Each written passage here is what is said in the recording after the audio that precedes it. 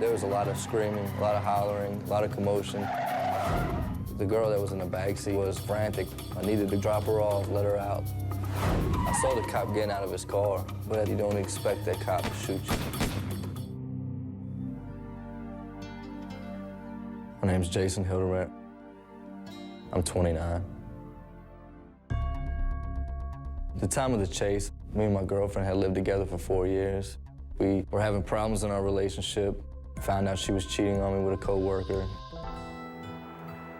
We were supposed to go to a Christmas party for her work, and I didn't feel comfortable going, and so we had a little argument about it, and then I left, got in the car, went to go hang out with some friends. We ended up picking up some drugs, and when we pulled out of there, it wasn't even 2 seconds later, the cops had gotten right behind us. You know, I was hesitant at first, and I knew we had a bunch of dope on us. We had everything you can imagine, really. And I said, let's just go.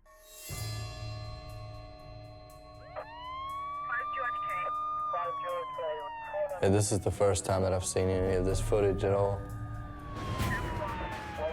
The people that were in the car with me, they were screaming, turn here, turn here. The one in the back seat, she was frantic, really. She really wanted to just drop her off, let her out, let her out.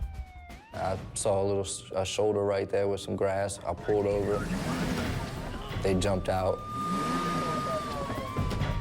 That's the front passenger that just jumped out. Here comes the back passenger. I was certainly shocked when they jumped out of the car, especially while it was moving. The girl that was in the back seat was nervous to jump out of the car because it was still moving. And I was like, go, go, and then she jumped out. Dad actually had to maneuver my vehicle around them, keep from hitting them. As soon as they jumped out, I took off again.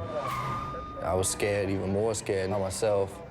During this chase, in any chase, you don't know what the suspect's thinking. You don't know why he's running. My goal was to get in this cul-de-sac and find a spot where I could get out and run on foot.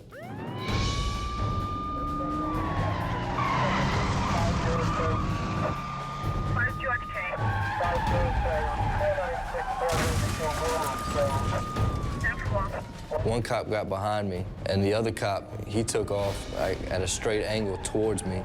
He slams into my car. At this point, I'm totally confused. I'm panicking really bad. When we pulled in the cul-de-sac, I was thinking to myself, okay, he's getting ready to run on foot.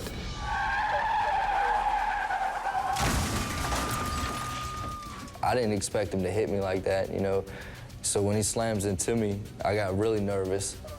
I backed up and I tried to find another escape route. My main focus was getting out. When we come to a stop in the cul-de-sac, there was a split second there where we kind of made eye contact, and I thought, okay, this is over. At that point, I exited my vehicle, drew my weapon, and ordered Mr. Hildebrand out of the car.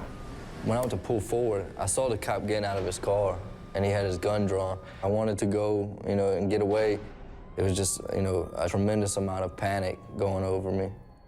I didn't want to hurt nobody. I didn't want to hurt the police. That's not what I was after. I was scared. I wanted to go home. My next choice was the wrong choice.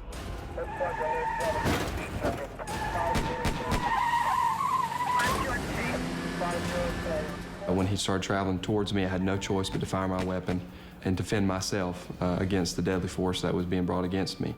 Of course, I would only do that in a situation that was life and death. And I certainly believed at that point that my life was in grave danger, which was why I fired my weapon. I was shot once in the back of the arm. It went in here, and it ended up coming out of my back through here. Rested between two vertebrae. 2 years later, it ended up working itself out. I was shot once here in the lung, and then I was shot once on top of the head. It skimmed across the top, and it fractured the skull. The pain was unbearable. Of course, it's not something that I wanted to do. I don't think anybody wants to do that, but it came up to a point where it was between me or him, and I chose me.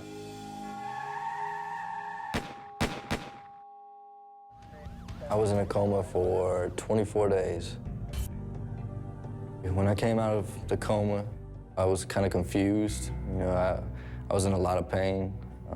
Woke up, I was shackled and handcuffed to a bed, had tubes coming out of me. I had police officers standing by me, no family, just police officers. Didn't know really where I was at.